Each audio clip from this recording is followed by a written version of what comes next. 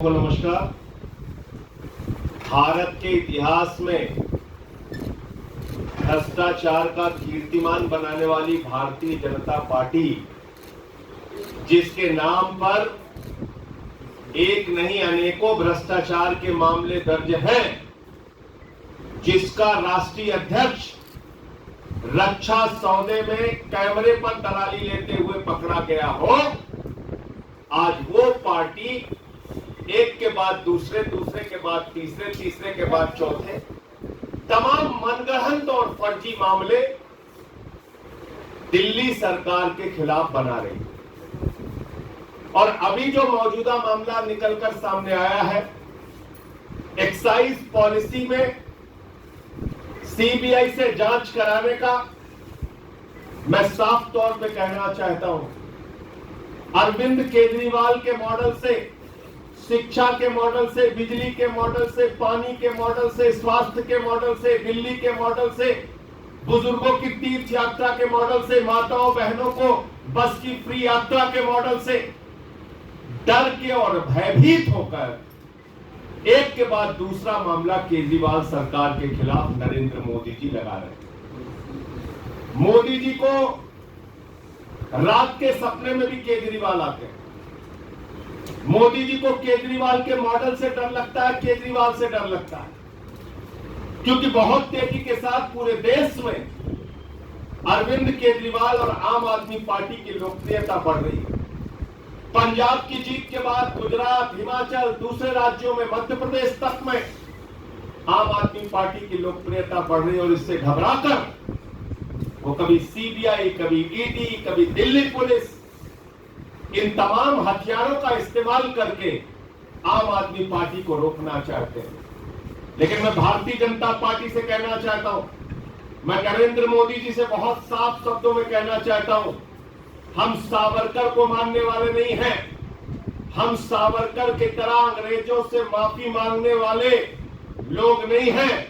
हम शहीद आजम भगत सिंह की विचारधारा को मानने वाले लोग। और इसलिए ये जेल की बदर घुड़कियां मत दिखाओ, ये गिरफ्तारी की बदर घुड़कियां मत दिखाओ।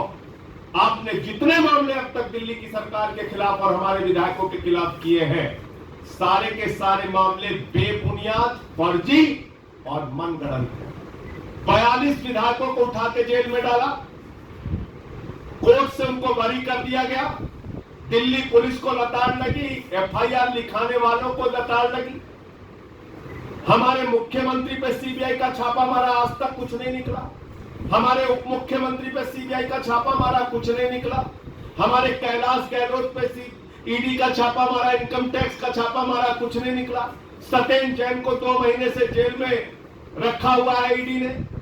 मैं पूछना चाहता हूं नरेंद्र मोदी जी, आपकी ईडी को सुष्मिता सेन को ललित मोदी मिल जाता है, सुष्मिता सेन को ललित मोदी मिल जाता है, मोदी जी को ललित मोदी नहीं मिलता है।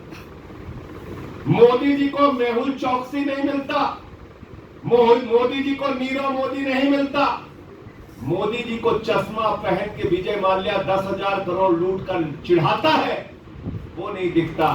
6,000 करोड़ लूट के नितिन संदेशरा हिंदुस्तान छोड़ के भाग गया, वो नहीं दिखता। मैं पूछना चाहता हूं नरेंद्र मोदी जी, डीएचएफएल ने 34,000 करोड़ रुपए का घोटाला किया, देश की जनता का पैसा लूटा और 27 करोड़ रुपए आपकी पार्टी को चंदा दे दिया।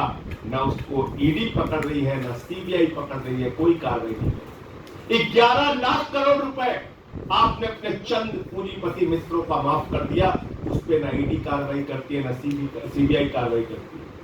2.40 लाख करोड़ रुपए बैंक फ्रॉड चंद पूंजीपतियों ने किया, वो ना आपकी ईडी को दिखती है, ना सीबीआई को दिखती है, ना पुलिस को दिखती है।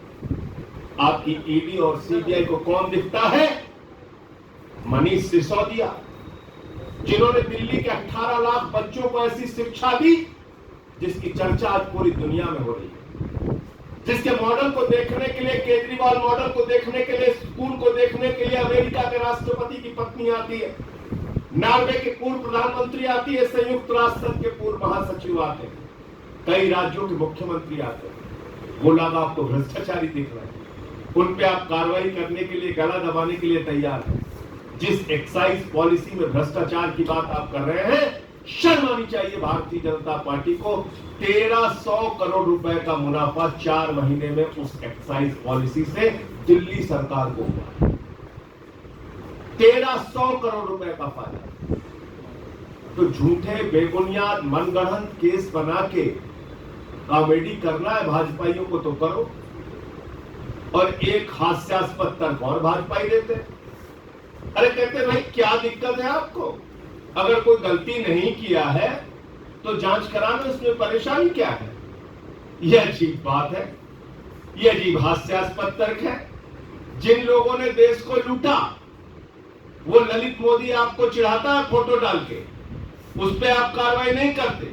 नीरव मोदी 20,000 करोड़ लूट के चिढ़ाता है, वो उस पर कार्रवाई नहीं करते। 10,000 करोड़ लूट के विजय माल्या चश्मा पहन के चिढ़ाता है, वो नहीं दिखता। नितिन संदेशराव 6,000 करोड़ लूट के भाग गया, वो नहीं दिखता।